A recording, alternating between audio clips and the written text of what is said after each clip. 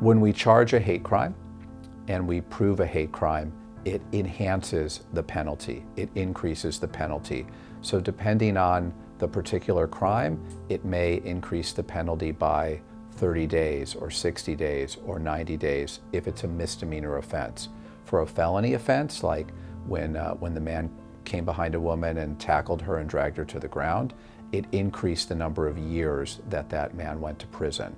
So it adds either years if it's a felony case or months if it's a misdemeanor case. And so it is saying this is an even more serious crime. Like, it's a serious crime to break into somebody's house and you're going to go to prison for that.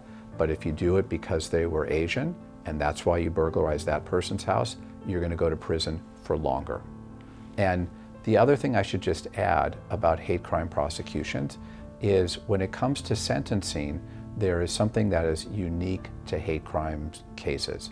And that is, as part of the sentencing of this defendant, the judge is encouraged to require this defendant to take classes and to educate themselves about the victims that this person committed the crimes against. So if the crimes were committed against African Americans or committed against Asian Americans, the defendant can be required to take classes and learn about the contributions of Asian Americans to the United States, and can also be required to volunteer with community service organizations that specifically help Asian Americans.